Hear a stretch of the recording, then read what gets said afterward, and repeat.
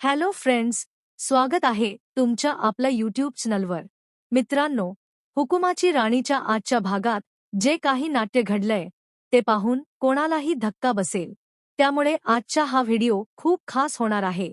तो शेवटपर्यंत नक्की पहा आणि चॅनलला सबस्क्राइब करायला विसरू नका। तर कथेला सुरुवात होते ती एका मोठ्या आव्हानापासून। राणीला त्या डीलरशी बोलायचं असतं, पण तिला माहितीये की हे काम सोपं नाही। ती आबांना स्पष्ट सांगते की मला वकिलासारखं प्रभावी बोलायचं असेल तर आधी सखोल अभ्यास करावा लागेल। इंद्राला राणीच्या क्षमतेवर पूर्ण विश्वास असतो, तो तिचं कौतुकही करतो, पण मालतीला हे सगळं कसं सहन होईल। मालती नेहमीप्रमाणे राणीच्या लायकीवर प्रश्नचिन्ह उभे करते। आबांच्या राणीवर असलेला अढळ विश्वास पाहून मालतीचा जळफळाट होतो आणि ती जुन्या गोष्टी उकरून काढत राणीला टोमणे मारायला सुरुवात करते। हा वाद वाढत असतानाच राणी जेवणाचं ताट वाढते, पण राणीवरच्या रागापोटी मालती जेवणार नाही असा पवित्रा घेते। पण इंद्रा आणि आबा सुद्धा कमी नाहीत, त्यांनी मालतीची नस ओळखली आहे। आज चक्क तिच्या आवडीची भाजी झालीये हे कळल्यावर आणि आबांनी मुद्दाम एक चपाती जास्त खाणार असं म्हटल्यावर मालतीला राहवत नाही। भूक तर लागलेलीच असते, पण आपला इगो जपण्यासाठी ती अन्नाचा अपमान नको असं म्हणत जेवायला बसते। या प्रसंगातून मालतीचा दुतोंडी स्वभाव पुन्हा एकदा स्पष्ट होतो। दुसरीकडे विक्रांत आणि उर्मिलाचं वेगळंच कारस्थान सुरू आहे। उर्मिला आता चक्क विक्रांतला कागदावर लिहून द्यायला लावते, कारण तिला माहितीय की विक्रांत कधीही पलटू शकतो।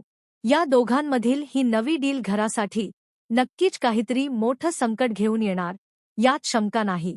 पण घराच्या दुसऱ्या कोपऱ्यात मात्र प्रेमाचं आणि त्यागाचं एक वेगळंच दृश्य पाहायला मिळतं।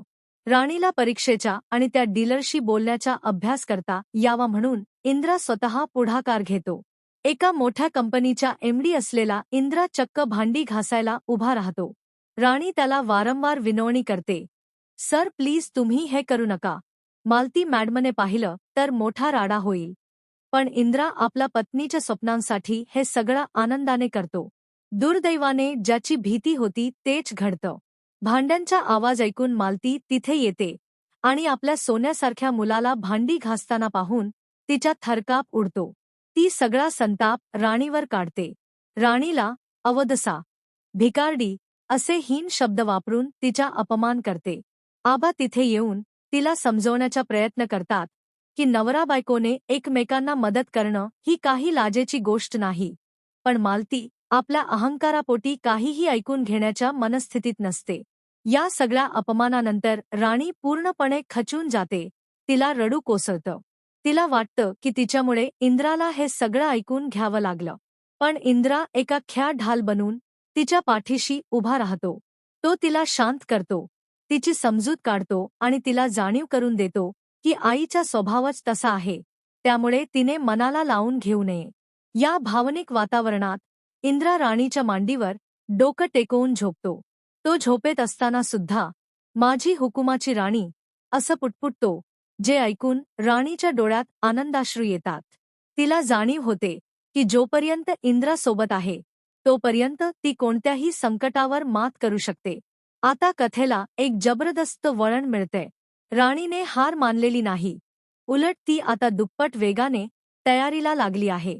उद्याच्या भागात आपण पाहणार आहोत की राणी चक्क वकिलाचा पोशाख घालून पूर्ण आत्मविश्वासाने त्या डीलर समोर उभी ठाकते। विक्रांत ज्या डीलची स्वप्न पाहत असतो ती डील राणी इंद्रजित महाडिक म्हणून कशी आपल्या बाजूने वळवते हे पाहणं खरोखरच अंगावर शहारे आणणारं ठरेल।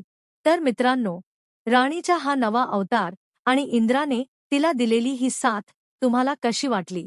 मालतीचं वागणं बरोबर होतं का?